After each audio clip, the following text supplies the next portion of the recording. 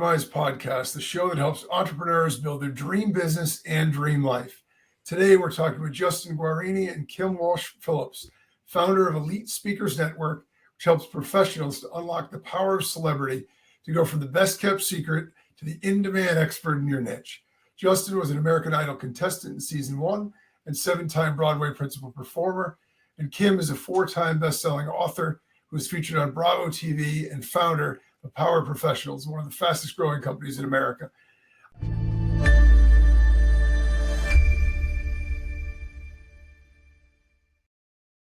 I'm super excited about this because I think entertainment is such a vital part of getting exposure, building influence, and making an impact. So with that, welcome Justin and Kim, and thanks so much for joining us. Thanks for having us. We're stoked to be with you. Yeah, thanks. Absolutely. So I know you're going to be sharing some awesome tips with us, and I do have a bunch of questions that I want to ask, but I do have to start off with Justin's experience on American Idol. So what led you to audition for the show, and what was that experience like? Well, it was a love of music that led me to audition for the show, and my mom was just watching TV one day and said, "Hey, look, try that."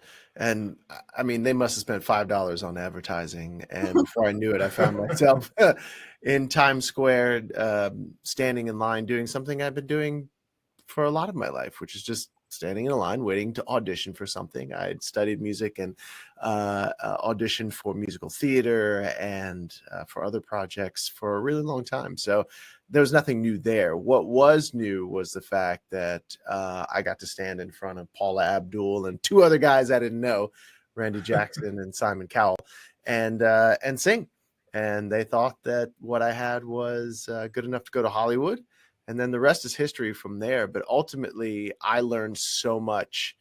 I grew up around cameras, lights, politics. My dad was the first chief of police, African-American chief of police in Atlanta. My mother was one of the first anchor women on CNN. So I grew up around that, but I never was in it. And it was the actual being in it that taught me so much of what I bring to the business today, which is that we live in a world which is so entertainment driven. Every facet of business is entertainment driven. Think about the commercials that you love or the commercials that you don't love, or whether it's news media or politics. I mean, all of it has an air of entertainment. And I'll never forget my mother, who went to Temple University to study journalism, learned from the old school copywriters and news people of yesteryear. She now looks at news and sees such a stark difference in what she did on CNN when it first started in 1982. I mean, now it's just all of it is entertainment and big shiny sets, and you've got to have all these camera moves. Whereas when she was doing it, it was just reading the news. And so it's just really fun for me to be able to work with Kim, to work with our clients, and to help them expand their businesses through the power of great marketing and great entertainment. Yeah, I remember even seeing old clips of like Walter Cronkite and various other, and I mean, the set is just stark. It's basically just a person reading off a sheet. Mm-hmm. And it was really just about delivering literally the news and the information. And that was it. And it's definitely evolved so much. It's incredible. Mm-hmm. Thanks for sharing that. So Kim, you made your mark into the digital marketing space. Can you share with us your background and what led you into digital marketing in the first place? I started my business the way that a lot of people do, by seeing an opportunity to help somebody. And a business owner that I knew and the job I was running said she wanted to have me work with her to help her grow her business. And so I started very small, evenings and weekends, like a lot of people do, my lunch breaks, my vacation time. And when I landed a big enough contract, which was the city of York, Pennsylvania, as a client, it was big enough to leave my full-time employer. Unfortunately, the media released this fact before I told my full-time employer, which made for a very awkward last month of employment. But that being said, I started in the work for hours, like hours for dollar space, to the place of it wasn't scalable anymore. And I was really struggling. And there was a time where I didn't have time for my kids. I didn't have time for myself. And I was feeling very frustrated. I was putting my daughters to bed one night, and I just kind of called up to God and said, God, can you freeze time for a second? I don't want to miss these girls growing up. And I heard this little whisper back to me that said, I don't need to freeze time, Kim. You need to be more present. And it hit me there. Like, I was justifying. I had grown a successful marketing company. I had Kevin, Mr. Wonderful O'Leary from Shark Tank as a client. I was making great money. I was making impact, but I knew I wasn't serving all the people I was created to serve. So I reached out to a friend of mine and I said to him, like, you're totally present for your kids. You're a soccer coach. You have a successful business. What are you doing? And he first gave me this book by Dan Kennedy called The No BS Guide to Direct Response Marketing. And I was hooked on this book. And then he said, the other thing that I'm doing is I'm using these strategies to go speak on other people's stages. I said, okay, I'm going to implement this. I'm going to start using these strategies on the virtual stage and social media and to get online in person. And it started to work so much so that it attracted other people to my business who wanted to buy my firm. And making that decision to scale, I decided to sell my first company. In 3 months, I had exited. I started my new business. And in 1 year in my new company, I went from the 32 clients I had at my agency to 11,000 clients served. And it's That's crazy amazing. because as entrepreneurs, we so often are holding on so tightly to the thing that we know because that's the comfort. Like, that's what we know, that feels normal, that feels good. And what we have to recognize, if we're willing to release of that thing we're holding so tightly onto, there's incredible opportunity that's on the other side of that. And so the only thing I regret about that journey is that it took me so long to let go of what I knew for what was waiting on the other side. And today, Justin and I have combined efforts and we've created the Elite Speakers Network, which is refining all of those years of his entertainment, my marketing messaging, and now we leverage the power of the stage to get entrepreneurs to get paid to grow their business. That's awesome. What a great story. Actually, it's funny because what you say really resonates with me. For me, my entrepreneurial journey, I was finishing my graduate degree at NYU, and I was a couple of months away from graduation. I had called home. We had a young son. My older son had been born. He was little, and I called home on the break because I went to night school, and I was getting a slice of pizza. I talked to my wife, and I said, "Oh, what are you doing?" "Oh, I'm reading Brett a story, putting him to bed." And I remember at that very moment, just like you did, I had this hollow feeling inside because I was going to go into consulting. And what I realized is I was going to be living out of hotels, flying around the country on planes, and I was going to be creating a lifestyle, but I wasn't going to be involved in it. It was going to be a lifestyle for my family. And I wanted to be around and be present with my kids and be able to, really be there to help raise them. And so in that moment, I said, I got to find something else to do. I don't even want to do this. I know this is the track and this is what I was going to go on. But so I actually started my business with that as the backdrop. I was working full time during the day, raising a family, going to graduate school at night and on the weekends. And I started a business anyway, because I said, I want to be able to create a better lifestyle, but I want to be part of it too. So Let me guess, your office became the train. The train each day. You were building that. And I do have to do a little side note of jealousy, even though the story is amazing. As a high school student, whenever we would cut school, kids don't listen. Whenever we would cut school, we would go to Washington Square Park. We'd go grab a coffee. We'd go to Washington Square Park. And I would sit there looking out at New York University, dreaming. And I went to a camp there. That's the closest I ever got. But that is awesome that you got to attend that school. That's so cool. But those are those pivot moments. And what's amazing is, like, when people say they cannot go after their dream because they don't have time. What I want you to recognize right now, if you're listening, it's not that you can't, it's that you're choosing not to. You're choosing not to. When you say can't, you're making the choice outside of yourself. You always have a choice of how you're going to spend your time. And sometimes it means getting up a half an hour earlier each day to change and go after a new market. Or sometimes it means spending from 8 to 10 a.m. on Saturdays before your kid's soccer game starts to write that next chapter of your book. Like, it's always about choosing how to spend that time. And if you truly want that change or that dream to come true, it's a choice of how you're going to do it. Yeah, no doubt. I mean, I was going into the office early, just like you said. I was staying up late at night when I got home, and I was using my train time to read my schoolwork because if I didn't use every minute that I had, I Mm. didn't have time. And I was frustrated. I wanted to be able to go full time with what I was doing because that's where my passion was at that time, but it just wasn't possible until I got to a point where I could. So that's really powerful. So I just have to ask, how did you guys get together? So I know obviously you're working together with Elite Speakers Network, but how did you find each other? Well, it was a little app called Clubhouse.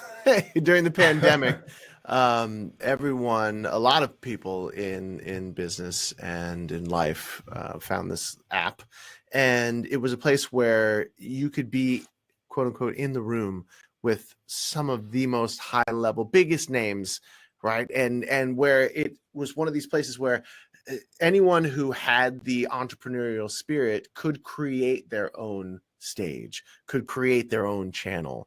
And so a lot of people did that.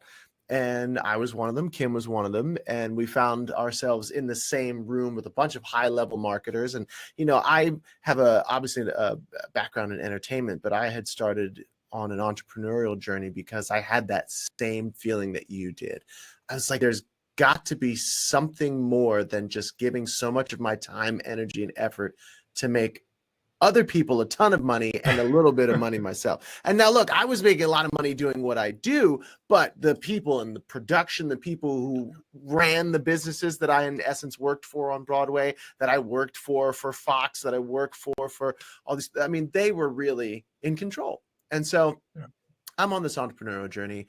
I meet Kim. I hear what she has to say in one of these rooms, and it's really awesome. She reaches out to me, and we form one of our own little rooms, and I come and I add value. She adds value, and she invites me to MC one of her live events.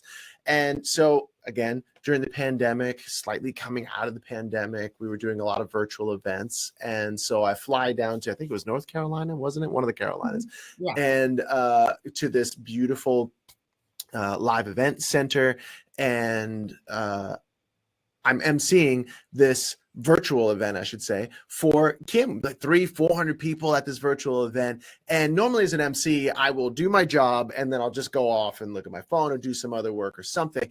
But when I heard what Kim was talking about, how Kim was really just her whole take on the right fit message for the right fit market, I was like, oh my goodness, this is what I've been looking for. I wrote a book and coaching about coaching people on how to get up on stage and present, and actors, singers, and dancers, and how to break free from the rat race.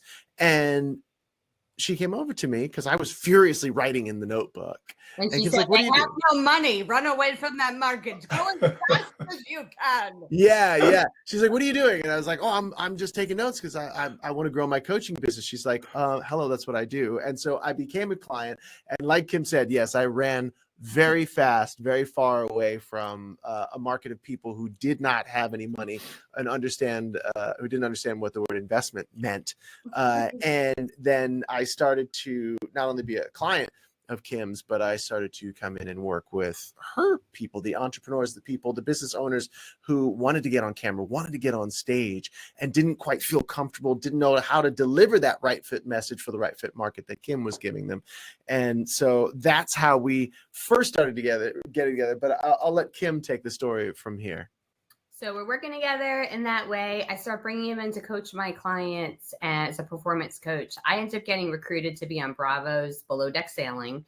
And I brought Justin as one of my guests because he's a lot of fun. And I know a thing or two about celebrity, and bringing a celebrity with you to be on a show is never going to be a bad idea. So we bring him along. He gets, and you win an Italian vacation because of your celebrity. So that worked out well. Great. It worked out. And then we are on the boat, and unlike any other guest they ever had, we end up hosting a dinner for all of the crew, and we end up coaching them on their purpose, their message, their story, their monetization. We ended up getting Captain Glenn Shepherd as a client for a company he and I didn't yet have together. But yes, of course, we could do this for you. The producer comes to us and says, is this what you guys do for a living? We're like, we don't have, yeah. He's like, you should. And so we started our company, and now we've actually focused solely on this, while Justin still has his performance career and has his incredible things that he still does. He just sang in a huge event this weekend. In our business, we now focus our superpowers around the performance and the market and message. And it's unique in that there is no other speaker coach that has been on stage for 22 years effectively like Justin. And there's no other speaker coach that's brought in over $1 billion with messaging. And combining those two things allows us to reach out to people. And our folks typically have been in some kind of performance arts as a kid. They were in theater, they were in choir, they were in band, they were in dance, DJ. They're taking that love and passion for the performing arts, but using it as a strategy to grow their business while they impact an audience. And so it's been an incredible path that you could see in the rearview mirror of where we were going our entire careers to lead us to this moment to do this very thing. It's amazing. And again, circumstance, but then being aware of an opportunity and taking advantage of it. So that's awesome. So let's talk about the role that entertainment can play for entrepreneurs.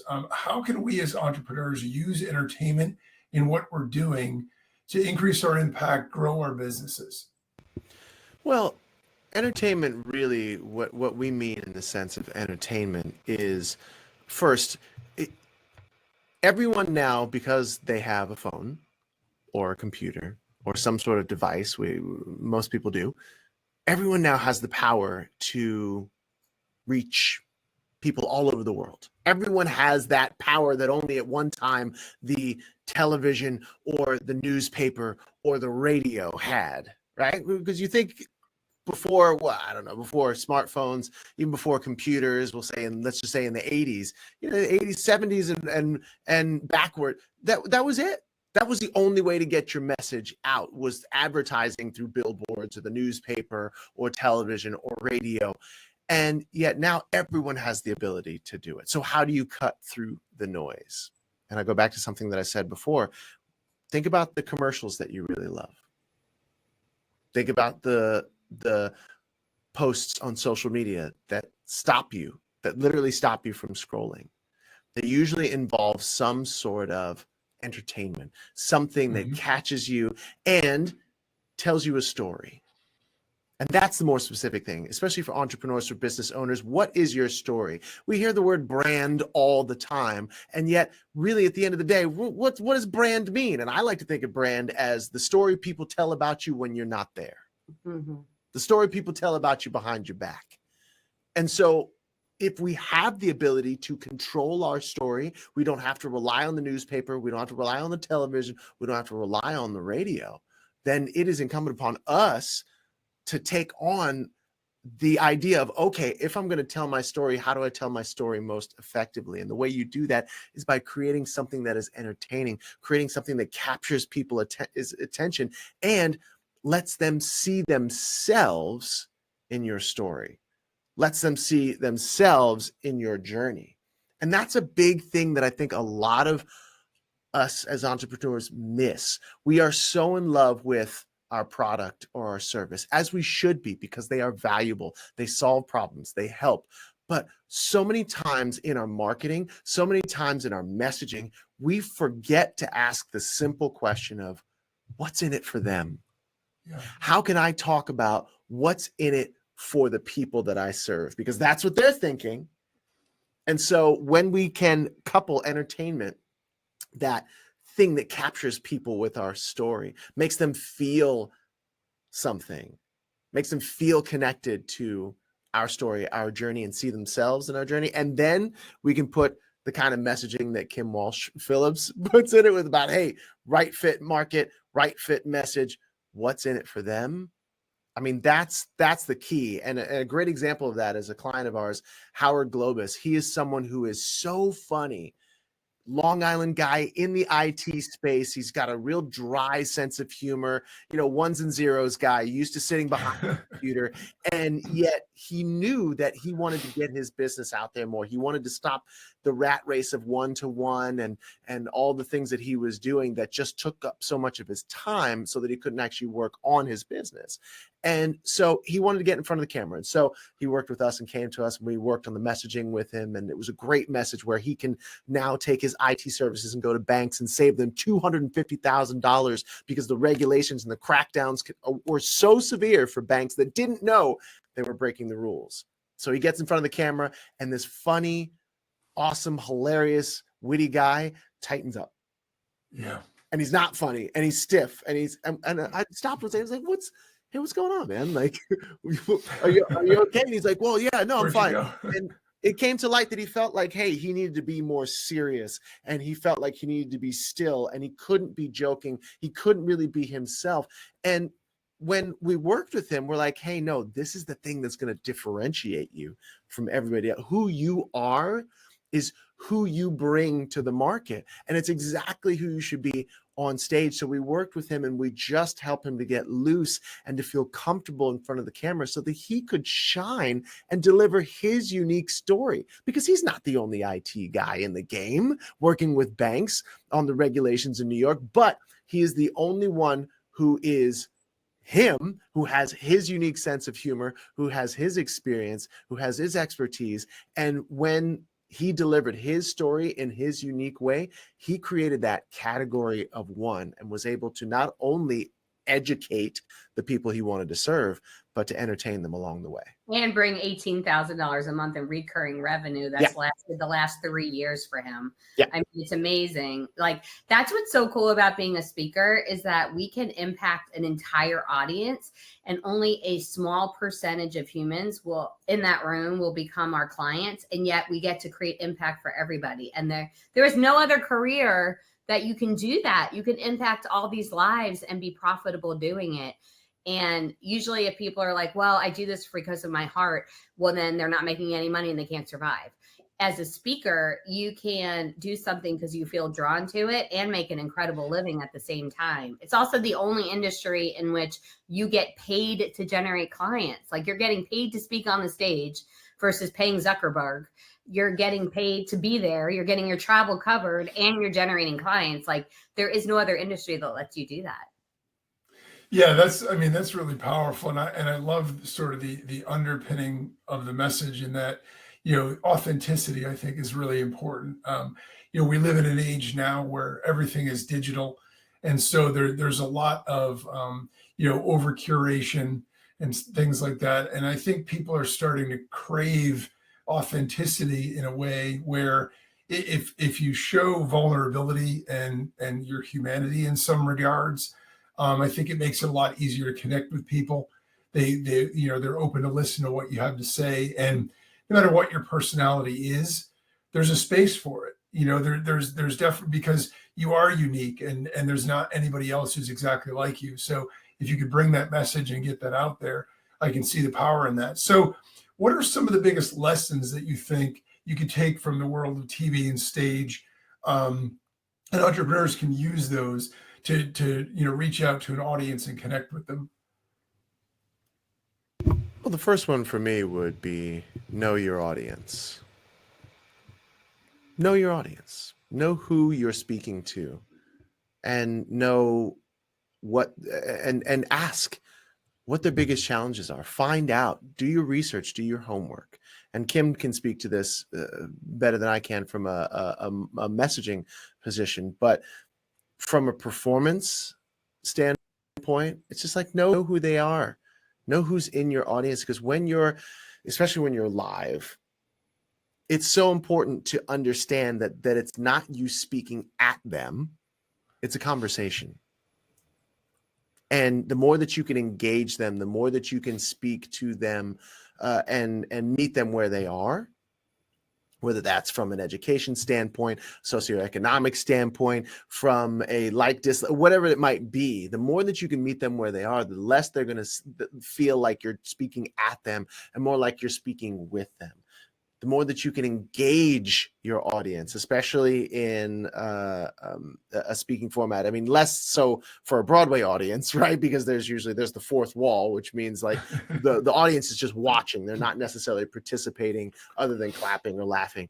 But again, like the cool thing about speaking is that we even in a virtual format, you can engage people, you can get them involved in the conversation. And the more that you're able to do that, the more that you're able to make them feel like they're a part of the show, they're a part of the speech, the more that more easily they will know, like, and trust you. And as we all know, when they get to know, like, and trust you, that is so much easier to then make them an invitation that they will take to work with you, to speak with you, to continue that conversation beyond the stage.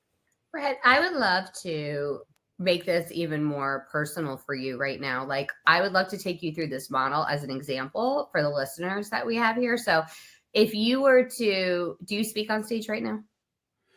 No, I haven't. But you should. So we'll do that. Number one. So do you have like, if you were going to get on a stage, and this is the question to ask first, right? We already know your audience is entrepreneurs, which is awesome. We know you have an incredible story about designing a life that you want, not the life that you think you should do, right? So you already have that. I think that's like a great big idea that you could have an entire talk around. But do you have a different sense of like the big idea of the talk that you would want to talk about? I think, building an audience is really, and a following is really the most important thing. I mean, one of the reasons that I started the podcast is over 17 years in digital marketing and entrepreneurship. One of the things that I realized is the challenge that a lot of people have is how they can generate traffic and leads for what they're trying to do. And most of the strategies are sort of push strategies. So you're buying ads and you're trying to get your message out in front of people instead of bringing people in to connect them with what you're already doing. And one of the things that I realized is you can always be on that hamster wheel of trying to generate enough traffic, then monetize it with funnels and things like that to make enough. Or what you could do is you could build a tribe of people that are interested and resonate with your message and who you are, and have it be so much easier because it's almost like a walking, marketing machine that travels with you, because you have the ability to go anywhere, do anything, break it into whatever industry you want or products and services. And if there are people that are bought into who you are and want what you have to offer, then, it makes it a lot easier to do that instead of trying to constantly find where you're going to get new leads and sales. And so that's really the biggest thing, I think, is trying to teach people to be yourself, get your message out in a similar way, and be able to build an audience of people around you. Because no matter what your message is and who you are, there's a group of people that will resonate with what you're saying. They'll resonate with how you feel. And I think that that's really where the power is. So I love that. And what you did really good job there. And so what you always want to do is identify the problem that exists and describe it in a way that is the way your target market would describe it, which is how you did it. A lot of people in your industry would talk about traffic or funnels or things that your audience is not talking about. And so you really described it in a way that said, like, you're creating a group of people who will be with you no matter what you're offering. That was a beautiful way to describe it. So that's the first two steps. You identify, here's who I want to serve. Here's the problem I want to solve. Then you go into how do they describe the problem, which you did really well. Then you come up with a story that tells about a time that problem was solved. So this is where a lot of people with their talks will take us to the pain part, but not the promised land part. They leave us in pain. Like, here's where I was in the van down by the river, and it was raining, it was cold, I didn't have heat, like all those things. So we say, here's where I was. I think your Washington Square story is really powerful as a place of, like, it was then that I knew I needed to create a life that would give me the power to be there for my family and give me work that I enjoy. And I knew the first step I needed to do was to grow my audience.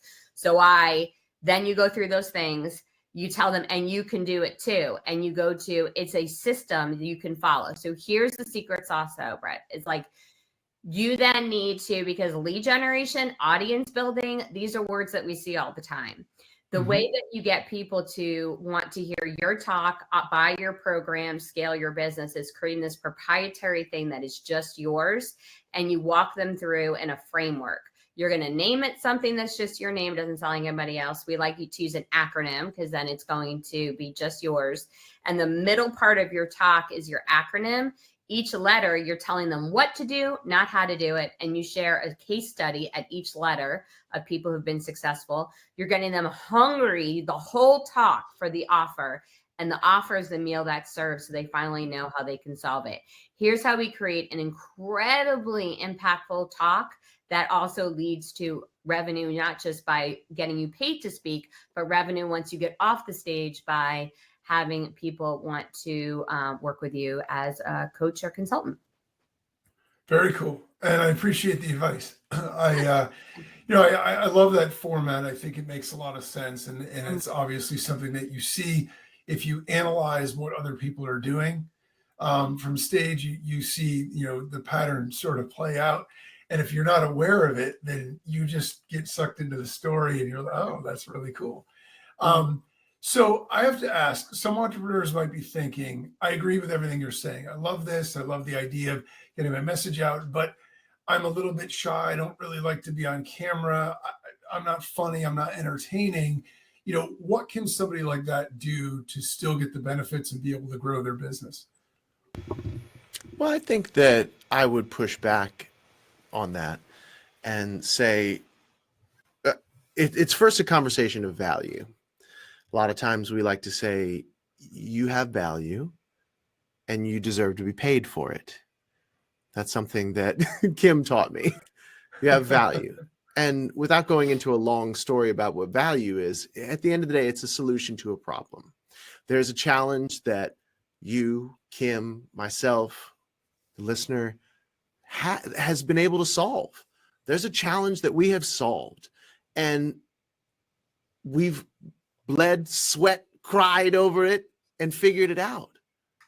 And that has tremendous value to someone who has that problem right now, who doesn't know the way out. And when we provide that value to someone, we solve that problem for them. We save them time, energy, effort, money, all kinds of things. So we deserve to be compensated for that, right? We've done the work. And so we all have that value in some way, shape, or form.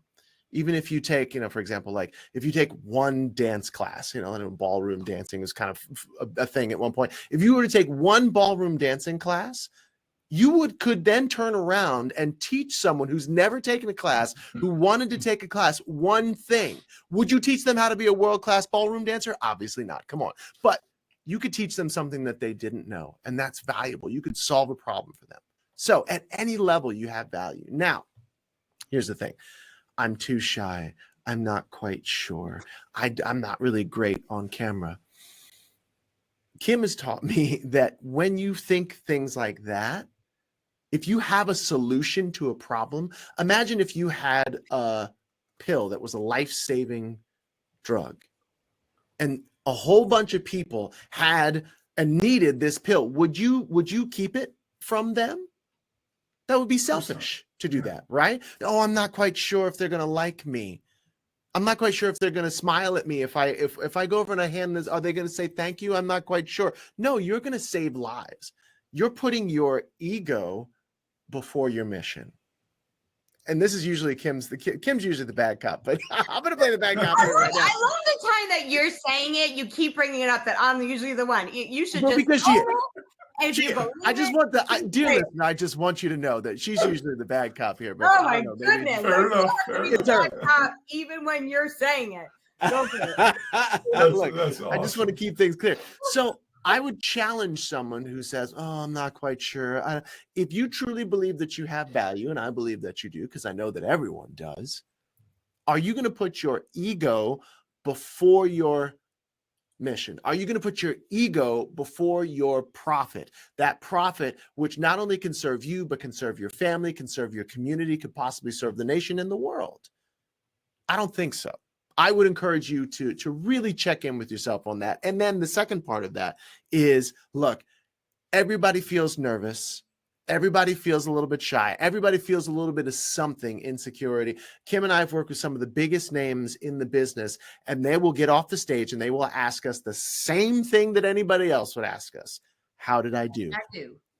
The roof could be blowing off the place with applause. And hey, how did I do? Was that okay? So that's perfectly normal at every level. However, going back to what I was saying before, your story matters. And there are going to be people who will never, ever resonate with me, that when they hear your story, even though you feel shy, even though you don't feel like XYZ, whatever you want to call it, you're insecure, the fact that you would go and you would put your mission before your ego and get on camera or get on the podcast or get on whatever, a live stage, feeling the way you feel, they're going to resonate with you way more than they'd ever resonate with me.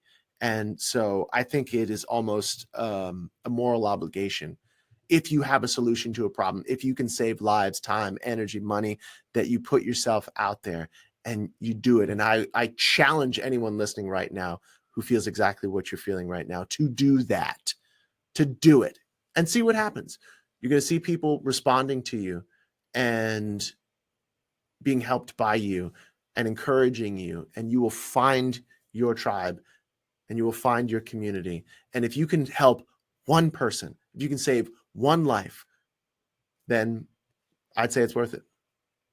Yeah, I like that. And I think it's easy for us, if we have a knowledge base, if we have experience or skills, to underestimate the value of what they are, because it's easy for us. We've done the work, we've had the experience, we have the knowledge or whatever it is. And so for us, it's not a big deal, right? I mean, I know how to do it, but it doesn't mean everybody else does. And there are a lot of people that are willing to, pay money for it or want to be involved in it or whatever the case may be. And so I think that's definitely a powerful message. This is So great because at the end of our last event, I wanted Justin to sing, like, some people do like video montages at the end of an event. And I'm like, let's do something different. I'd love for you to sing a song that's based on all the lyrics are like key moments from the event. And so we took these key moments. I was taking notes throughout the event. We put it together in some lyrics, and he wrote and performed a song at the end of our event that was Neek's event. And I was like, that was so awesome. I was like a kid in a candy store. I was jumping. I was like, it was Christmas morning. It was so exciting. He's like, I can't believe you're this. I'm like, and I said, that's easy. He goes, that's easy. This was like so simple. And I'm like, because it's you and this is your, like, we don't see the amazing things that we're so talented at because they are easy. But if like, there's this thing that you really love doing that's easy to you, I believe that's God giving you discernment. That's what you're supposed to be doing. You're supposed to be doing the thing that you love doing, that feels easy, that brings you so much joy, that's easy for you and not for others. And you don't need to be like the advanced 30-year in person, because sometimes you're too far along and people can't even relate to you anymore. If you are just steps ahead of the other person, you could be so effective if you're willing to serve them in that way. Yeah, I love what you guys had said before too, about the fact that there's always somebody a step behind you, because the other misconception people have is they feel as though if they're not an expert at whatever they're doing, it's you're not qualified to teach anybody else, and it's totally false. There's sometimes the expert level people have struggled connecting with the beginners because they've been doing it for so long and are so advanced they've forgotten what it's like to not know. And somebody who's not as far along the curve can relate more easily. So I see the value in that as well. So we're in a snapshot in time here. So much has changed already in the last few years in entertainment and digital marketing. And I mean, it blows my mind just to think about it. But what do you guys see as the future of where all this is headed? In the AI space, we're given so much power, right? We have the ability to create things in seconds that used to take me months to do, literally. But because of that speed and automation, people are craving human connection.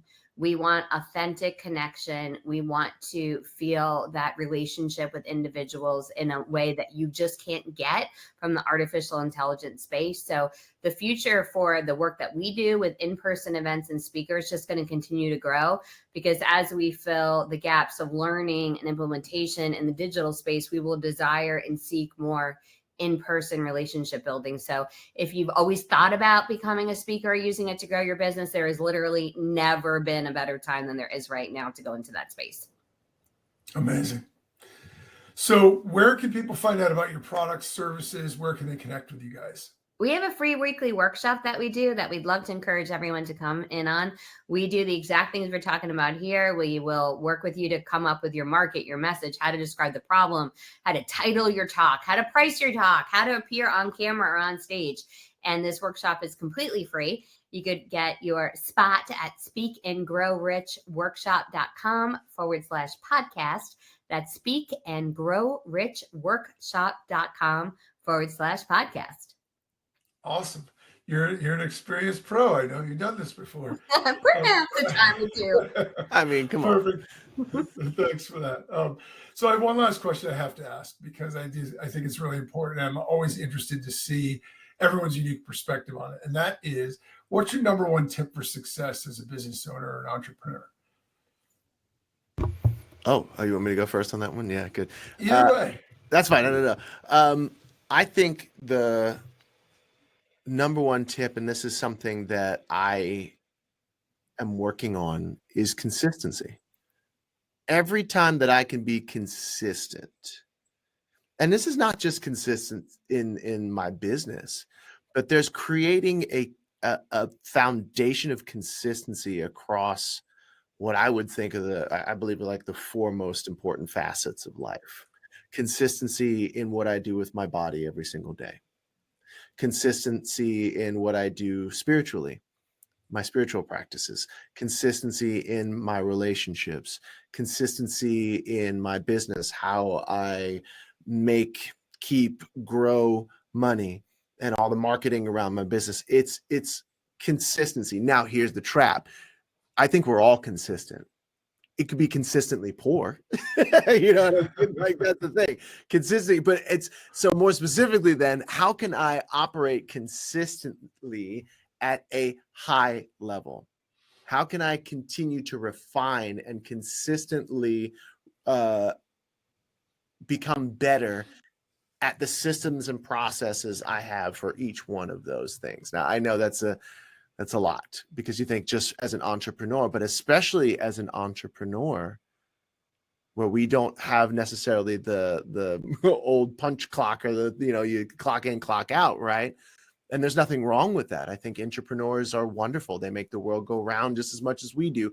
However, we have to be that much more disciplined as entrepreneurs. And so I find that the more I'm consistent at a high level in my processes and routines around my body, my spirituality, my relationships that matter to me, and my business, the easier it is to not just survive, but thrive as an entrepreneur. Yeah, I like that, because I know, oftentimes when we do something, other areas of our life are sacrificed because of it. So it is a big challenge to be able to sort of have dominion over everything we do and consistently do it at a high level. Yeah. But it's important to have that as a focus, at least, so you have that awareness. You're always moving toward that. So, Kim, did you want to address that too, or?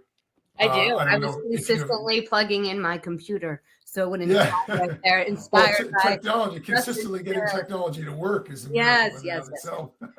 My number one tip as a business owner is the belief that I don't ever want to go to heaven and God say, you wasted a whole bunch of time figuring out stuff that other people already had. I want him instead to say, you were a great shepherd of those I sent before you and the resources they provided so you could use your hands and feet serving my people.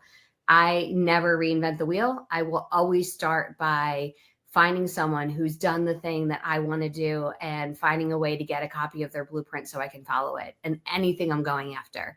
And your fastest path to success is getting a copy of that person's blueprint And there is no shame in that. There is actually greatness in that, because it's speed of implementation for you to use the things that are uniquely yours to make an impact on the world. I love that. You guys both had great advice on that one. So I get a lot of different responses, but I really like what both of you said there, because I think it really does ring true. Can you tell us who are two of your favorite? That would be really helpful to our egos right now. You know, Yes, we of can't course. everything, but thank you. Those are the two best responses I've ever heard in Wow. all my days of podcasting. Thank you. Wow. Amazing. Thank you. Yeah. Awesome. Yeah. Wow. We'll have to do this again. So with that, it's just about time to wrap things up. I want to thank you guys again, Justin and Kim, for sharing all of your insights and great tips with us. Visit 100placestospeak.com to find 100 places you can get your message out and attract new clients, get access to the Public Speaking Profits Facebook group as well. Thanks for tuning in. And as always, remember, no matter what you want for your business and your life, don't compromise, optYOUmize.